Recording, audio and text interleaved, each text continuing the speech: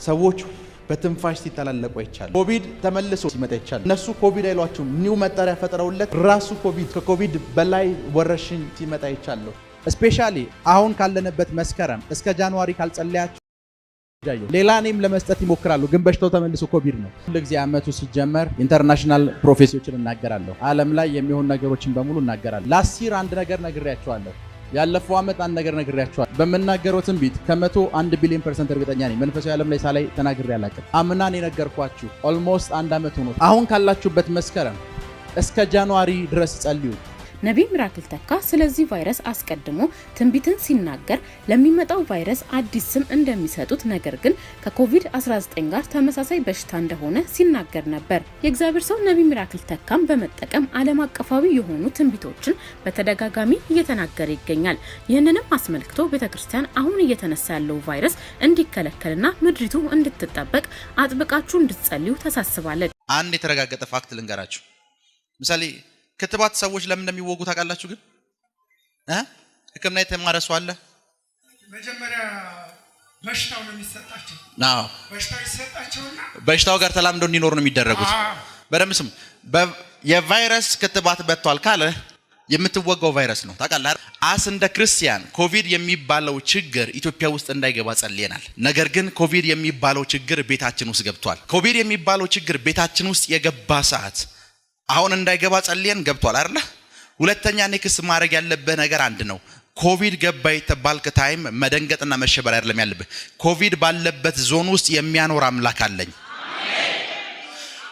ኮቪድ የሚባለው ነገር አንተን እንዳይገልህና እንዳይጎዳህ ዲቫይን ፕሮቴክሽን እንዲሆንልህ ነው መጸለይ ያለብህ። አይ እግዚአብሔር ድህነት ውስጥና ችግር ውስጥ እንዲያስገባን እንጸልያለን። ሞመንት ድህነት ያለበት ዞን ውስጥ ስትገባ ግን ማድረግ ያለብህ ነገር አንድ ነው። የድህነት ወላፈን እንዳያገኝ ፕሮቴክሽን እና ለፕሮቴክሽን ነው መጸለይ ያለብህ። ዛሬ ዲቫይን ፕሮቴክሽን እንዲሆንላችሁ ጸልያለሁ።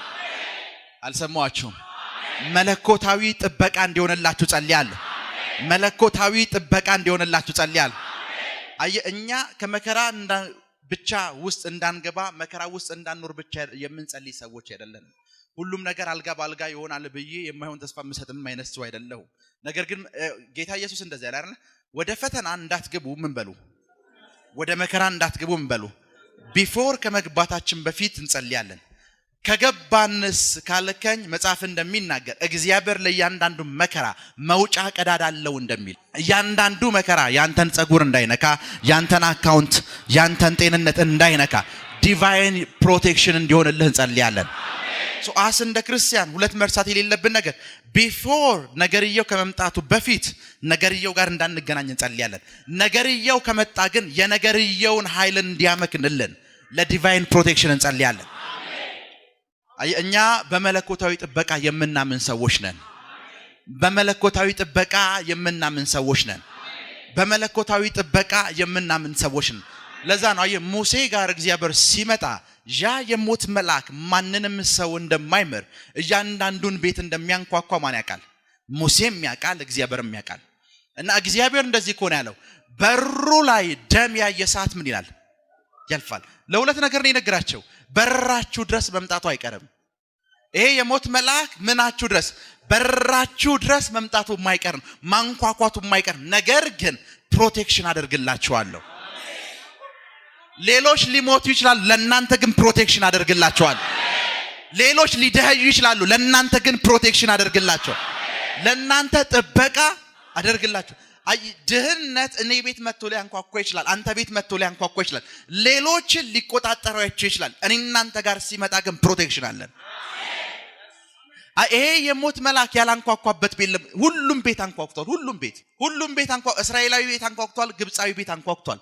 ልዩነቱ ምንድነው ስትለኝ እስራኤላዊ ቤት ሞመንት ለመግባት ሲሞክር ፕሮቴክሽን ያለው ቤት ነው፣ ጥበቃ ያለው ቤት ነው። ዛሬ ጥበቃ እንዲበዛላችሁ ጸልያለሁ። ዛሬ ጥበቃ እንዲበዛላችሁ ጸልያለሁ።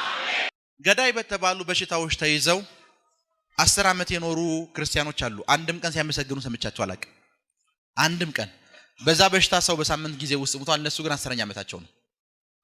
እግዚአብሔር የቫይረሱን አቅም ገሎላቸው እንኳን ቴንኪዩ ሲሉ አሰማቸውም። አራተኛው ሰው ተገልጦ የቫይረስን አቅም ገሎላቸው እንኳን ቴንኪዩ የሚል ቃል ካፋቸው እንኳን ሲወጣ ሰምታ አታውቅም። ከዚህ በሽታ ጋር 10 ዓመት ይኖራል። ለኔ ከዚህ በሽታ ጋር 10 ዓመት መኖራቸው ተአምራት ነው። ለነሱ ግን ነቲንግ ነው። ለነሱ ምንም ነው። ይሰማችሁ ነው። ለነሱ ነቲንግ ነው። ለአንዳንድ ሰው የነዚህ ሰዎች በእሳት ውስጥ መሆን ነው የሚታያቸው። ለንጉሱ ግን የታየው ወክ ማድረጋቸው ነው። እሳት ያለበት ስፍራ ላይ፣ ገዳይ ነገር ያለበት ስፍራ ላይ እነዚህ ሰዎች በህይወት መኖራቸው ለንጉሱ ምንድነው? ለነሱ ግን ተአምራት ብለው የሚጠሩት ከእሳት ውስጥ ሲወጡ ነው። የተአምራትን ትርጉም ማስተካከል አለብህ። ገዳይ የሆነ ኢንቫይሮንመንትስ ገብተህ በህይወት መኖር ከጀመርክ ምንኛ ሚራክል ነው። አራተኛው ሰው መጥቶ የገዳይን አቅም ገሎት ነው። አንድ የተረጋገጠ ፋክት ልንገራችሁ። ምሳሌ ክትባት ሰዎች ለምን እንደሚወጉ ታውቃላችሁ? ግን ህክምና የተማረ ሰው አለ?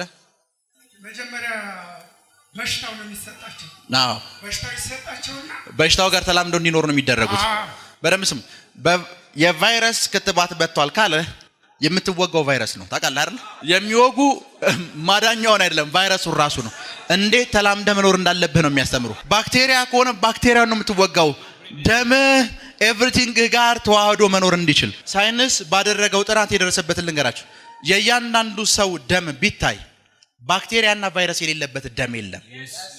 ይሄን ሳይንስ ነው የሚነግርህ። አሁን ተጨማሪ ቫይረስና ባክቴሪያ ቢጨመር አልኖርም ብለህ አትፍራ። አራተኛው ፐርሰን አለ። አሜን። ለኢየሱስ ይሁን። ዛሬ ስለመጨረሻው ዘመን ሳስተምርና ስለመጨረሻው ዘመን ስነግራችሁ አንድ በጣም በጥልቀት እንድናየው የምፈልገው ነገር አለ። ክብር ለኢየሱስ ይሁን። አንድ በጥልቀት እንድናየው የምፈልገው ነገር አለ። ብዙ ጊዜ ቤተክርስቲያን እንዲሁም ምድር ላይ ያሉ ሰዎች የምንሸወደው ምን ላይ እንደሆነ ልንገራችሁ። አንድ ሰው እናንተን ለመግደል ድግም ታሰርቱ ጨርቅ በራችሁ ላይ ቢጥል ያንን ሰው ምንድነው የምትሉት? ጠንቋይ ትሉታላችሁ፣ ዊች ትሉታላችሁ። ልክ ነኝ? ምንድነው ያደረገው? እናንተን ለማስገደል ምን ተጠቅሟል? አጋንንቶችን ወይም ድግም ተጠቅሟል። አንድ ሰው እናንተን ለመግደል መድኃኒት ቢጠቀም ጠንቋይ ትሉታላችሁ ወይስ ዶክተር ነው የምትሉት? አንድ ሰው እናንተን ለመግደል ምድር ላይ የሌለ መሳሪያ ቢፈበርክ ያንን ሰው ሳይንቲስት ብላችሁ ነው የምትጠሩት ወይስ ጠንቋይ? ልዩነቱ ያ ነው። ቢኮዝ እኛ እናንተን ስለገደለ ነው ጠንቋይ ያለው። ይሄኛው እናንተን እያዳነ አይደለም፣ ግን ሳይንቲስት ዋው አእምሮ ምናምን ነው የምንለው። ልክ ነኝ አይደል?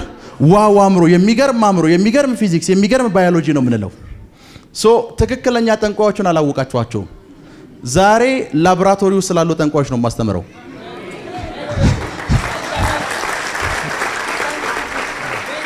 ላቦራቶሪ ውስጥ ስላሉ ጠንቋዮች ነው የምንማማረው። የፕሮፌሽን ስም አልጠራውም። የትኛው ፕሮፌሽን የትኛው መጋረጃ ስር ስላሉ ጠንቋዮች እናንተ ማስተማር አይጠበቅብኝም። ቢኮዝ በየሰፈሩ አሉ። ልክ ነኝ? መጋረጃ ስር ያሉ ጠንቋዮች በየሰፈሩ አሉ። ላቦራቶሪ ውስጥ ያሉ ጠንቋዮችን ግን እናንተ አታውቋቸው። ለዛ ነው ብዙ ጊዜ ምን እንደሚፈጠር ልንገራችሁ። 2026 የሚባል ዓመተ ምህረት ላይ እንደዚህ አይነት ቫይረስ ይመጣል ብለው ይነግሯቸዋል። ትክክል ነኝ? 2026 ስንት ዓመት ይቀረዋል? 1 ዓመት ወይም 2 ዓመት ይቀረዋል። ከዛስ 2026 ላይ ለሚመጣው ቫይረስ ክትባት እየሰራን ይሏቸዋል። ቫይረስ እኮ አልመጣም። ያ ማለት ኦልሬዲ ቫይረስ አዘጋጅተውላችኋል። ቫይረሱ ካልገደላችሁ ደግሞ ክትባቱን ይሰሩላችሁ ነው። ሄሎ፣ እነዚህ ሰዎች ነብይ አይደሉም። ኦልሬዲ ያዘጋጁትን ነገር ነው መጥተው የሚነግሩ። ይሰማችሁ ነው። 2030 ላይ ምድር ላይ እንደዚህ የሚባል ከባድ በሽታ ይመጣል ይሏቸዋል። 2030 አልመጣም። እናንተ ገና 2030 ምን አላላችሁትም? አላያችሁትም። ገና 3 ዓመትና 4 ዓመት ይቀረዋል። ከላቦራቶሪ ውስጥ ወጥተው ይነግሯቸዋል። ቢኮዝ ላቦራቶሪ ውስጥ ምን እንዳደረጉ እናንተ አታውቁም። ምሳሌ ቀላል ኤግዛምፕል ልንገራችሁ። ይሄንን እቃ እኔ ብሰራው የፈበረኩት እኔ ብሆን የአእምሮ ጥበቃ ሄጄ አስመዘግበዋለሁ አይደል? ማን ነው የሰራው ብዬ? እኔ ነኝ የሰራሁት ብዬ። ልክ ነኝ? ባለቤትነቴ ማን ነው ብዬ? የኔ ነው ብዬ ፓተንት መብት ይመዘገብልኛል። ኢቦላ የሚባል በሽታ ታውቃላችሁ? ብዙ ሰዎችን የገደለ ኢቦላ ባለቤት እንዳለው ታውቃላችሁ? ኢቦላ የኔ ነው ብሎ ፓተንት መብት ያስመዘገበ ሰው አለ? ሄሎ ኢቦላ የማን ነው ብሎ ሶ አፍተር ዲስ የሚመጡ በሽታዎች በሙሉ እመኑኝ ፓተንት መብት አላቸው። ቢኮዝ መጋረጃ ስር ሳይሆን ላቦራቶሪ ስር ያሉ ጠንቋዮች ናቸው የሚፈጥሯቸው። ዛሬ ከእግዚአብሔር ቃል የእነሱን ጭንብሎች ነው የምናወልቀው።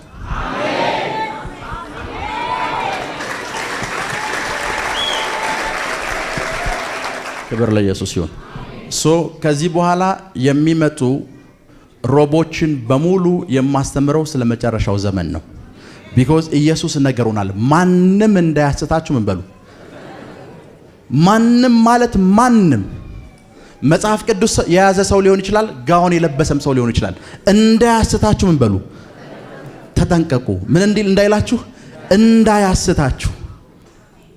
ምን እንዳይላችሁ፣ እንዳያስታችሁ፣ እንዳያስታችሁ። ምሳሌ ቀላል ኤግዛምፕል ልንገራችሁ። ኔክስት ታይም አወራችኋለሁ። አሁን ሁሉም ወጣት በቀላል አማርኛ ላስረዳችሁ። ሁሉም ወጣት የሚለብሰው አንድ አዲስ ፋሽን የሆነ ልብስ አለ፣ ባሌንሲያጋ የሚባል። ምን ያሉች ታውቁታላችሁ? ልክ እንደነ ጉቺ ሁሉም ወጣት ይለብሰዋል። እና ኢቭን አንዳንድ ሰባኪዎች እሱን ለብሰውት ፕሪች ያደርጓቸዋል። የለበሱት ልብስ ምንድነው? ብራንድ ነው፣ በትልቅ ዋጋ ነው የሚሸጠው ምናምን። እና ባሌንሲያጋ ምን ማለት እንደሆነ ልንገራችሁ። ከፊት በዓል አለ፣ በዓል። ከዛስ ኤንሲ ጋ ባሌንሲያጋ ማለት በዓል ጌታ ነው ማለት ነው። የሰማችሁ? ሳሙዋን ልብስ ነው ብሎ ነው የሚለብሰው። ያ ሰውዬ በለበሰው ልብስ ማንን ዲክሌር እያደረገ ነው? የኤልያስ ዘመን ላይ የነበሩ ሰዎች የበዓል ነቢያት ስለነበሩ ነው። በዓል ማን ያሳረዳቸው? ኤልያስ ያሳረዳቸው አይደል? ባለው እግዚአብሔር ነው አምላክ። ምን እንላለን? መተው ሲያስለብሷቸው እያደረጓቸው ያሉትን ነገሮች በሙሉ ምን ማለት አለባቸው? ማወቅ መቻል አለባቸው። ኢየሱስ የነገረን አንድ ነገር፣ ማንም እንዳያስታችሁ። የሃይማኖት መሪ ሊሆን ይችላል፣ ሰባኪ ሊሆን ይችላል፣ እጅግ በጣም ተማሪ የምትሉት ሰው ሊሆን ይችላል። ማንም ከሆነ ማንም ነው። ማንም እንዳያስታችሁ ምን በሉ፣ ተጠንቀቁ። ማንም ማለት ማንም እንዳያስታችሁ ምን በሉ፣ ተጠንቀቁ። ክብር ለኢየሱስ ይሁን። አሁን ወደ ትምህርታችን መሄድ እንችላለን ማለት ነው። መጽሐፍ ቅዱስ የያዝን ሰዎች የራእይ መጽሐፍ እንከፍታለን። ራእይ ምዕራፍ 9 ቁጥር 15። ራእይ ምዕራፍ 9 ቁጥር 15። የሰዎችንም ሲሶ እሺ እንዲገድሉ፣ የሰዎችንም ሲሶ ምን እንዲሉ? ያማል የሰዎች ሲሶ ማለት 1/3 የሆነው ምን እንዲሉ? እንዲቀንሱ። እሺ የሰዎችንም ሲሶ እንዲገድሉ ለሰዓቱና ለቀኑ ለወሩም ለዓመቱም ተዘጋጅተው የነበሩ 4ቱ መላእክት ተፈቱ። በቃ የሰዎችን ምን እንዲገሉ? አንድ ሲሶ እንዲገሉ። በዚህ በመጨረሻው ዘመን ሰይጣን በኃይል ከሚሰራበት ነገር መካከል አንዱ ምንድነው ካላችሁን፣ ዲፖፑሌሽን ወይም የህዝብ ቁጥር መቀነስ ነው።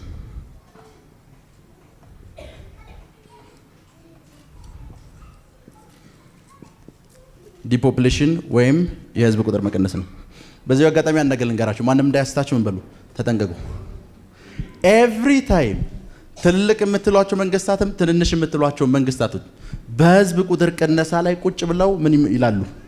ይወያያሉ፣ ይመካከራሉ። እንዴት ነው ምን የምንለው? የምንቀንሰው። በምን አይነት መንገድ ነው ምን የምንለው? የምንቀንሰው። በምን አይነት መንገድ ነው የምንቀንሰው ብለው ተወያይተው ጨርሰው ፐብሊክ ላይ የሚነግሯችሁ ነገር ለመቀነስ የሚጠቀሙበትን አይደለም። ኦሬዲ እናንተን ለመቀነስ እኛን ለመቀነስ የሚጠቀሙበትን ነገር በሙሉ መተው አይነግሩንም።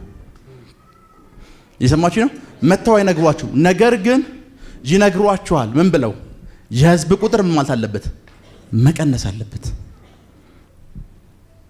ይሰማችሁ ነው? የህዝብ ቁጥር ምን ማለት አለበት? መቀነስ አለበት። መቀነስ አለበት። መቀነስ አለበት። የሁል ጊዜ ስብሰባችሁ አጀንዳችን ነች። የህዝብ ቁጥር መቀነስ አለበት። የህዝብ ቁጥርን ለመቀነስ ከውይይቱም በኋላ ከስብሰባውም በኋላ ቁጥሩን ለመቀነስ ስለሚሄዱበት መንገድ ግን አይነግሯችሁም። አንድ ጥናት እያየው ነበር። ሰዎች የአየር ንብረትን ለመቀነስ ይሄ ግሎባል ዋርሚንግን እንትን ለማለት በየአመቱ የሚያወጡት በጀት አለ አይደል? አገራት የሱ 1/10 ከሙሉ ምድር ላይ ረሃብን የሚባልን ነገር ለማስቆም በቂ ነው። ግን ረሃብን ለማስቆም አይጠቀሙበትም። ቢኮዝ ከሚቀነስበት መንገድ ምንድነው? አንዱ ነው። ለዛ ነው ጌታ ኢየሱስ ስለመጨረሻው ዘመን ሲጠየቅ ቅድም ያነበብነው ጥቅስ አለ አይደል? እስኪ ቀጥሉት። ማርቆስ 13 ቁጥር 7 እና 8 ጀምሮ እስኪ አንብቡ። ቁጥር 7 እና 8 የጦሩንም ወሬ በሰማችሁ ጊዜ ጦርና የጦርን ወሬ በሰማችሁ ጊዜ አትደንግጡ፣ ይህ ሊሆን ግድ ነውና። እሺ ነገር ግን መጨረሻው ገና ነው። ምን መጨረሻው ገና ነው? መጨረሻው ምንድነው? እሺ ቀጥል። ህዝብ በህዝብ ላይ አሁን በደምብ መጨረሻው ገና አለና ህዝብ በህዝብ ላይ መንግስት በመንግስት ላይ ይነሳልና። ህዝብ በህዝብ ላይ ይነሳል ማለት ህዝብ ህዝብን ለማጥፋት ምን ይላል? ይነሳል። ከዛስ አሁን በደምብ ስሙ። የበፊቱ ጦርነት የነበረው በአገራትና በአገራት በመሪዎችና በመሪዎች መካከል ነበር አለ። ናው ግን አንድ ተራ የሆነ ግለሰብ ተነስቶ ሳሟንን ለማጥፋት ይሰራል። ህዝብ በህዝብ ላይ ነው። እሺ ህዝብ በህዝብ ላይ መንግስት በመንግስት ላይ ይነሳል። በልዩ ልዩ ስፍራ የምድር መናወጥ ይሆናል። እሺ ረሃብ ይሆናል። እነዚህ የምጣር መጀመሪያ ናቸው። ምን ይሆናል? ረሃብ ይሆናል። አንዳንድ ጥቅሶች ረሃብና ቸነፈር ይሆናል የሚሉት ረሃብ ይሆናል። ሊያጠፉት አይፈልጉም። ቢኮዝ የመቀነሻው መንገድ ነው። እየሰማችሁ ነው? ሊያጠፉት አይፈልጉም። ምክንያቱም የመቀነሻው ምንድነው? አንደኛው መንገድ ነው። የመቀነሻው ምንድነው? መንገድ ነው። ክብር ለኢየሱስ ይሁን። የመጀመሪያው ዛሬ የምንማማረው በምን አይነት መንገድ የህዝብ ቁጥርን ለመቀነስ በምን አይነት መንገድ ፕላናቸውን ፕሮግራማቸውን እንዴት እንደሚያሳኩት እንማማራለን። ክብር ለኢየሱስ ይሁን። መጽሐፍ ቅዱስ የያዛችሁ ሰዎች ራእይ 18ን ክፈቱ። የመብራት ብርሃን ከእንግዲህ ወዲህ ባንቺ ውስጥ ከቶ አይበራም። የመብራት ብርሃን ባንቺ ውስጥ ከዚህ በኋላ ምን አይልም? አይበራም። እሺ የሙሽራና የሙሽራይቱ ድምጽ ከእንግዲህ ወዲህ ባንቺ ውስጥ ከቶ አይሰማም። የሙሽራና የሙሽራይቱ ድምጽ ከእንግዲህ ባንቺ ውስጥ አይሰማም። እሺ ነጋዴዎችሽ የምድር መኳንንት ነበሩና ነጋዴዎችሽ የምድር መኳንንት ነበሩት። የእንግሊዝኛውን ስታነቡት የምድር ነገስታት ነበሩ። ምኖቹ? ነጋዴዎች ከሷ የሚገዙት። እሺ ነጋዴዎችሽ የምድር መኳንንት ነበሩና በአስማትሽም አሕዛብ ሁሉ ስተዋልና። በምንሽ? ምን? አስማትሽ አሕዛብ ሁሉ ስተዋልና። ምኖች? አሕዛብ በሙሉ ስተዋልና። የእንግሊዝኛውን ባይብል እስኪ አንብቡ። And the light of the candle shall shine not more at all in you. The voice of the bridegroom and the bride shall hear no more at in you.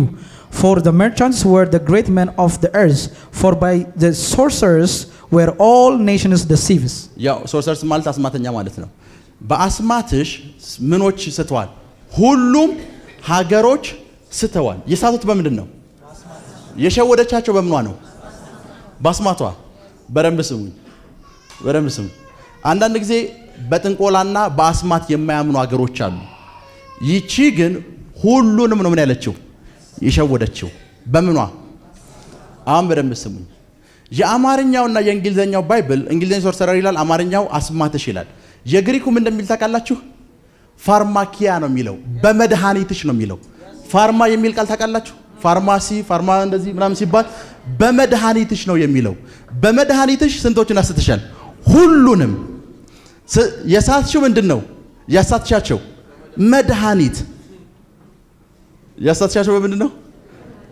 ይሄ አስማትሽ የሚለው የአማርኛው ቃል የግሪኩን ባይብል ስታነቡት የሕክምና ቃል ነው።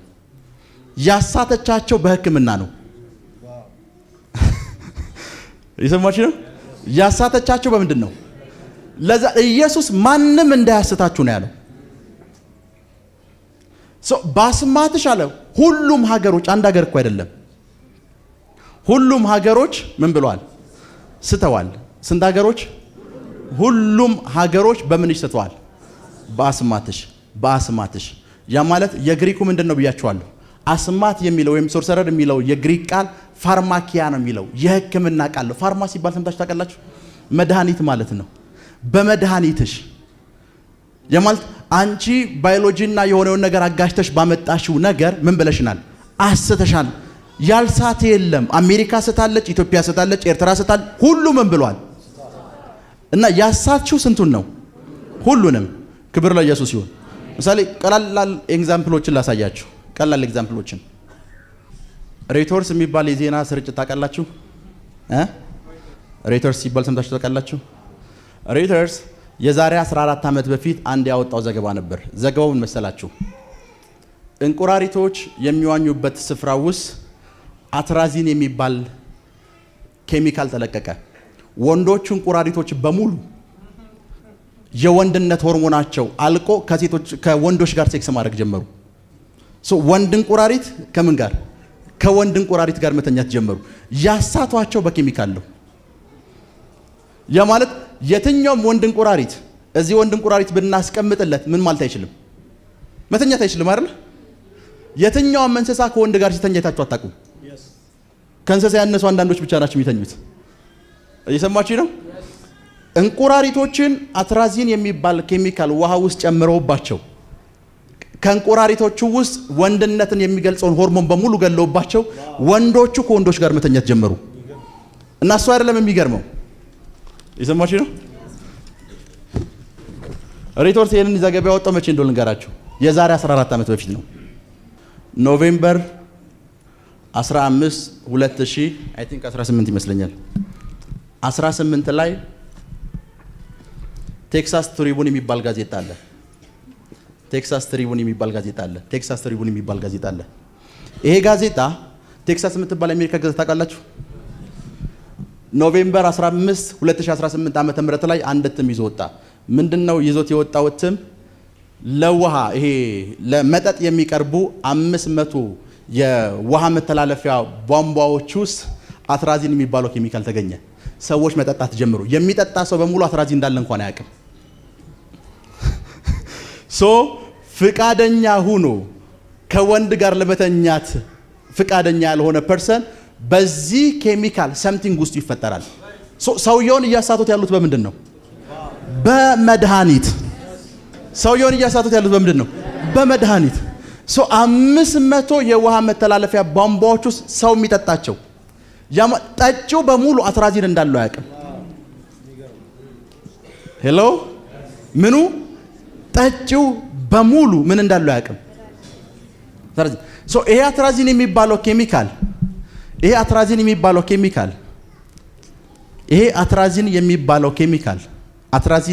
ኬሚካል ወንድ እንቁራሪቶች ከምን ጋር እንዲተኙ አድርጓል? እናንተ የምትጠጡት ውሃ ውስጥ ሲጨመርም እንደሚፈጠር አስቡት። ላስፈራራችሁ አይደለም።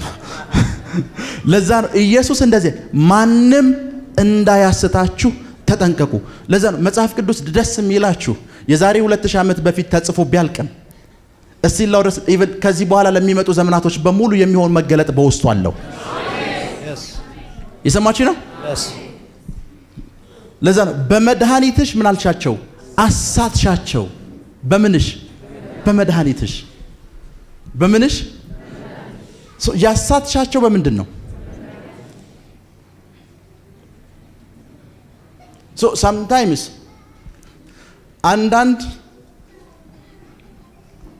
መድኃኒት ተብለው አንዳንድ ሀገር ላይ የተሰራጩ ክትባቶችን አገሮቹ ጥናት ሲያደርጉም እንዳገኙ ልንገራችሁ። ወንዶችም ይሁን ሴቶች ያንን ክትባት ከወሰዱ በኋላ ይሄ የማፍራት አቅማቸውን የሚገል ኬሚካል ሊያገኙት። እያሳቷቸው ያለው በምንድን ነው? በመድኃኒት ነው። ይቺ ከተማ ሁሉንም ኔሽን እኮ ነው ያሳታችሁ። ዩሲ አሜሪካ ውስጥ ውሃ የሚጠጣ ሰው ከሳት እናንተን አስቡት። ቴክሳስ ውስጥ የሚኖር ሰው አትራዚን ያለበት ውሃ ከጠጣ እኔ እናንተማ ምንም ቢመጣ እንጠጣለን። ልክ ነኝ አይደል? ምንም ቢመጣ እንጠጣ። እያሳቱን ያሉት በምንድን ነው? እንቀጥል።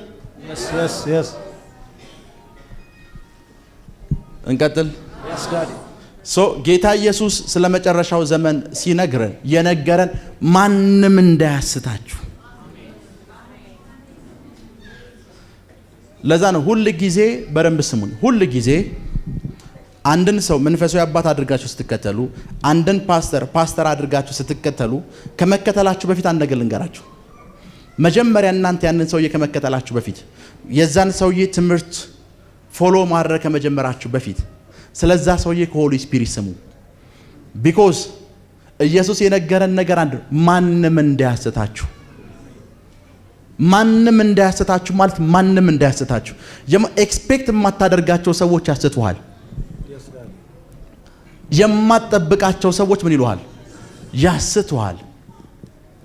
ያስቱሃል። የማትጠብቃቸው ሰዎች ምን ይሉሃል? ያስቱሃል።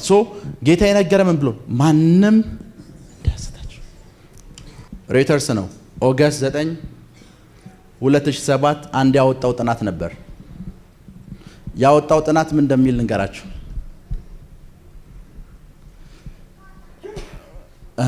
ቴስቶስትሮን የሚባል ሆርሞን ታውቃላችሁ? ማን ውስጥ ነው የሚገኘው? እና ሬተርስ ያወጣው ጥናት ምን እንደሚል ልንገራችሁ። ባለፉት 20 ዓመታት ታይቶ በማይታወቅ ሁኔታ ወንዶች ውስጥ ያለው የቴስቶስትሮን መጠን ወንድን ወንድ የሚያደርገው ማለት ነው እጅግ በጣም እያሽቆለቀለ ነው። ምን እያለ ነው? እጅግ በጣም እየወረደ ነው። ጌታ ኢየሱስ ስለመጨረሻው ዘመን ሲነግረን የነገረን ነገር አንድ ነው። እንደማን ዘመን ይመስላል ብሎናል? እንደ ኖህ ዘመን ነው አይደል ያለ? ያገባሉ፣ ይጋባሉ፣ ይበላሉ፣ ይጠጣሉ ነው አይደል ያለ? እንደምን ዘመን? እንደ ኖህ ዘመን። እስኪ የኖህ ዘመን ምን እንደሚመስል ወደ ኋላ መልሼ ላሳያችሁ። ዘፍጥረት 6 ቁጥር 1 ክፈቱ። ቁጥር 1 ብቻ ቁጥር 1 እንዲህም ሆነ ሰዎች በምድር ላይ መብዛት በጀመሩ ጊዜ ሴቶች ልጆች ተወለዱላቸው። በቃ በደንብ ስሙ። ሰዎች ምድር ላይ መብዛት ጀመሩና የሚወለደው በሙሉ ሴት ነው፣ ወንድ ልጅ አይወለድም። ከነገርናችሁ የሚወለደው በሙሉ ምንድነው? የኖህ ዘመን ከሌላው ዘመን ለየት የሚያደርገው ምንድነው? ኤቭሪዋን ሴት ነው፣ ወንዱም ሴት ነው። የሰማችሁ ነው?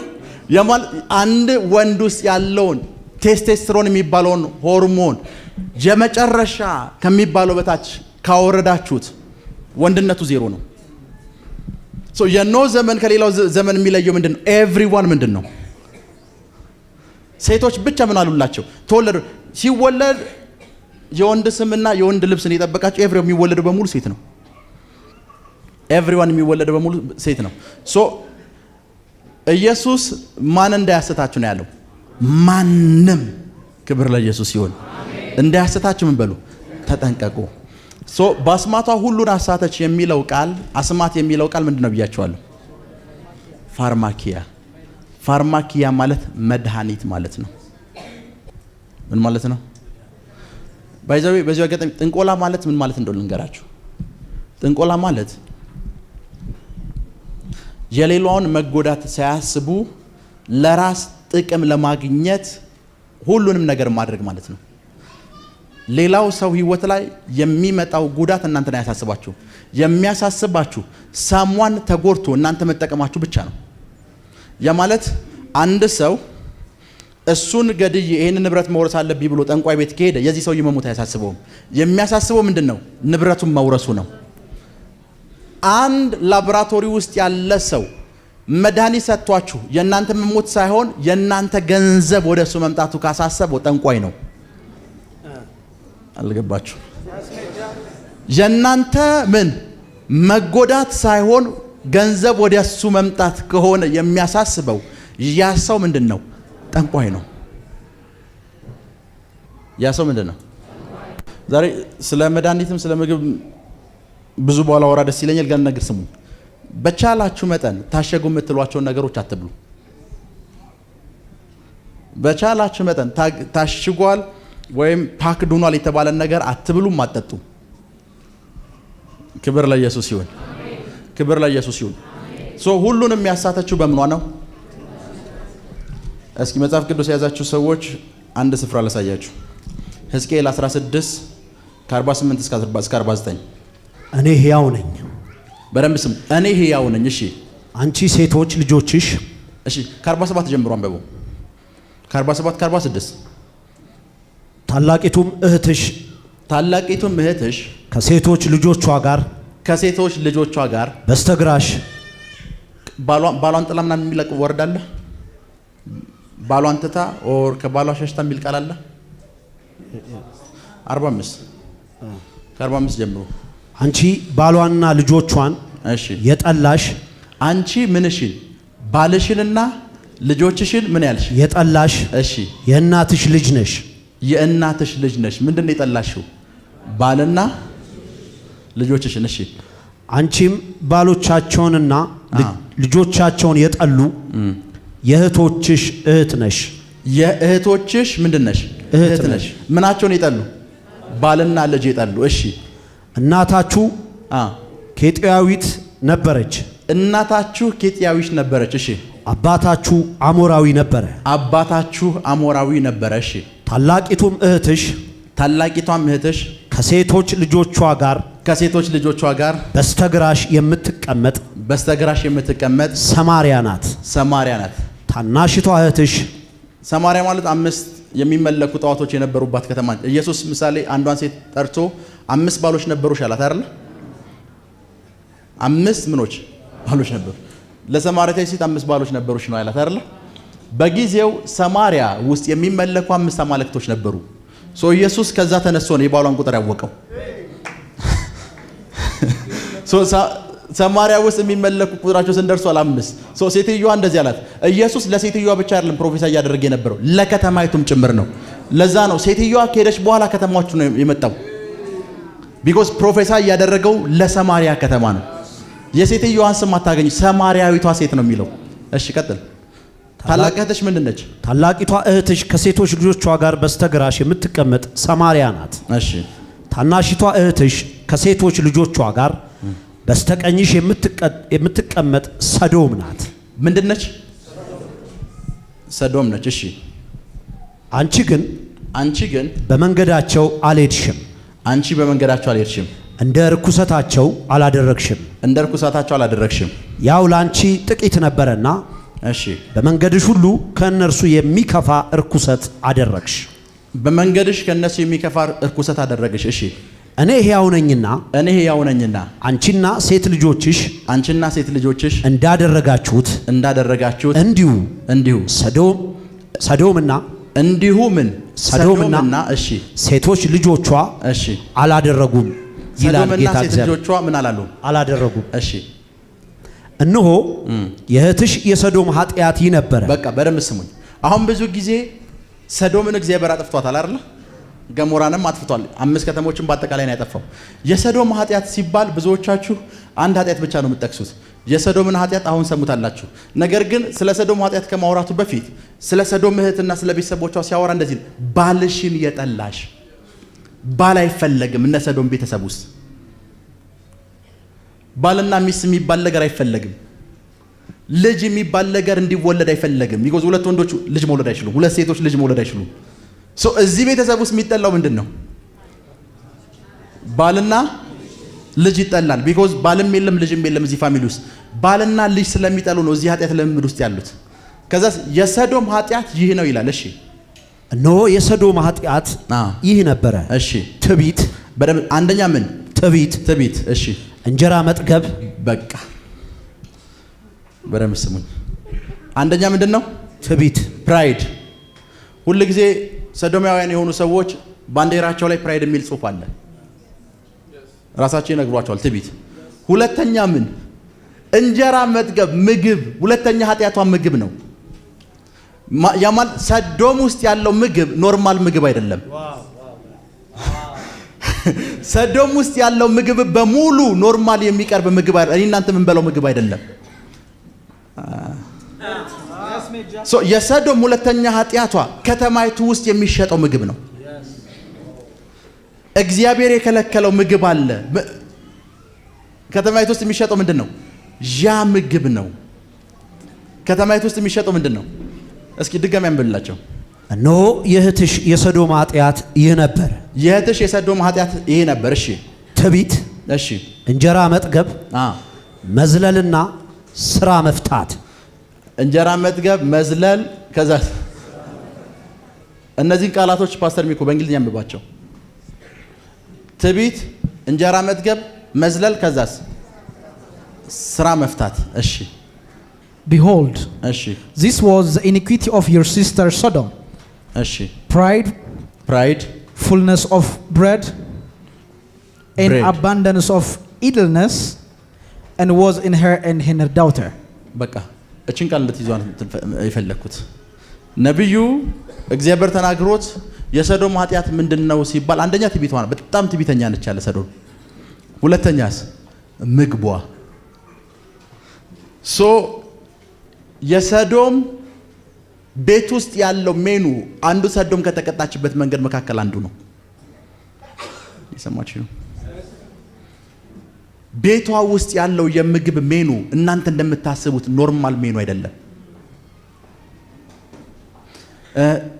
በሳይንሱ ዓለም አንድ ምግብ ለማቆየት የታሸጉ ምግቦች ለማቆየት ምን እንደሚጠቀሙ ታውቃላችሁ? አልነግራችሁም ትችዋለሁ።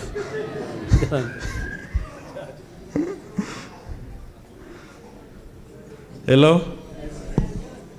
ስልኬ ታለ ስልኬ ያምጣል። ክብር ለኢየሱስ ይሁን። ሰዶም ከተቀጣችበት መንገድ መካከል አንዱ ምንድነው? ምግቡ ነው። አስቡት።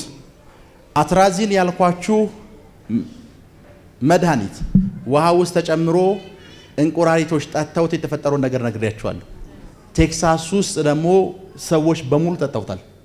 ክብር ለኢየሱስ ይሁን።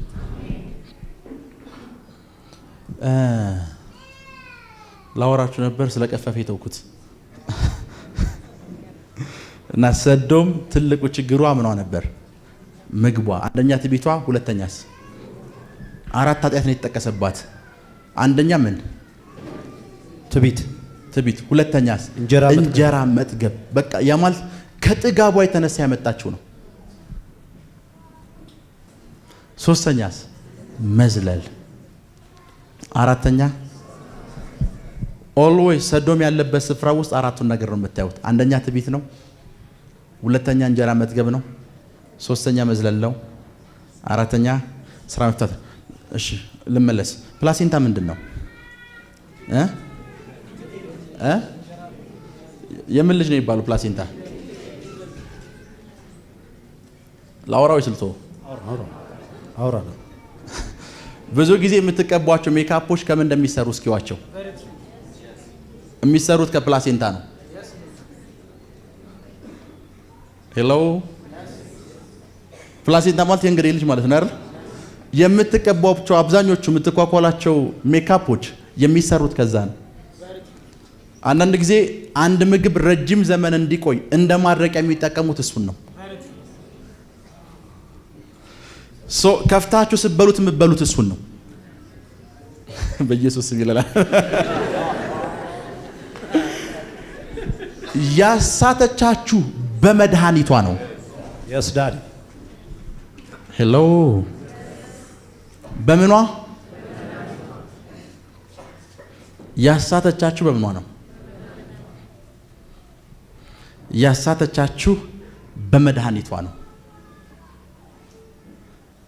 እንድትስቱ የምትደረጉት በእንደዚህ አይነት ሁኔታ ነው። እንድትስቱ የምትደረጉት በእንደዚህ አይነት ሁኔታ ነው። እኔ ሁሉንም መድኃኒት እያልኳችሁ አይደለም። ኖ ከሕክምናው ዓለም ጋር ጸብ የለኝም። አሕዛብን በሙሉ ያሳተችው በምኗ ነው? ለዛ ነው ጸቤ ምን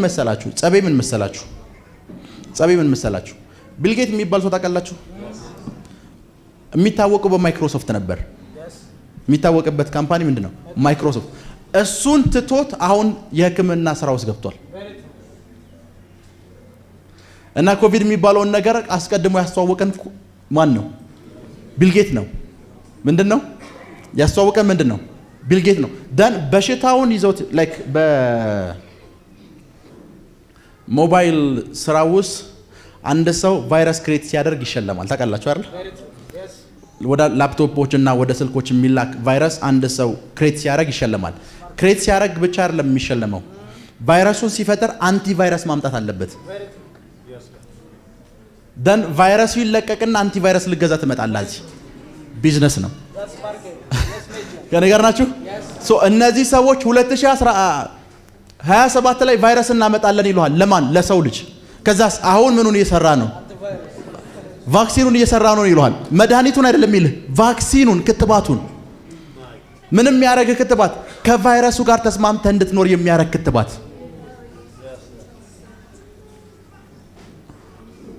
ከዛስ ለነሱ ምንድነው? ቢዝነስ ነው። አንድ ጊዜ አንድ የፈረንሳይ ቲቪ ላይ የኮቪድ ጊዜ ሁለት ሳይንቲስቶች ቁጭ ብለው ያወራሉ። ቲቪ ፈረንሳይ ምናልባት ኢንተርኔት ላይ ተለቆ ነበር፣ አይታችሁት ሊሆን ይችላል። እና ዲስከስ የሚያደርጉት ክትባቱን አፍሪካ ላይ መሞከር አለብን፣ ለምን ቢኖሩም ቢሞቱም አይጠቅሙም ይላል ሳይንቲስቱ። የእውነቴን ነው የምላችሁ። እና እየሰማሁት ነው።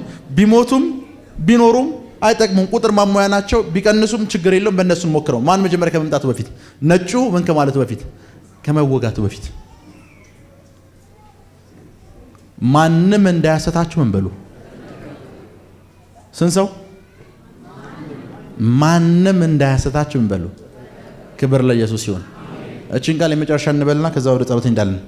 ለብሬዲያ ክራዶስ ሳካታራ ባህሻዴ በእናንተ ላይ የተነገሩ የእርግማን ቃሎች፣ የድግምት ቃሎች ወደ ተናጋሪዎቹ እንዲመለስ ጸልያለሁ።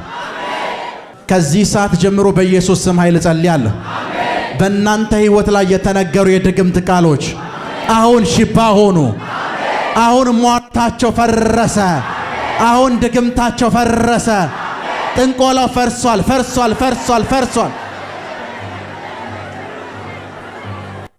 በጤንነትሽ ላይ የተነገረው፣ በቢዝነስሽ ላይ የተነገረው፣ በስራሽ ላይ የተነገረው፣ በትዳርሽ ላይ የተነገረው፣ በአገልግሎትሽ ላይ የተነገረው የእርግማን ቃል ወደ ተናጋሪዎቹ እንዲመለስ አዛለሁ። ወደ ተናጋሪዎቹ እንዲመለስ አዛለሁ። ወደ ተናጋሪዎቹ እንዲመለስ አዛለሁ።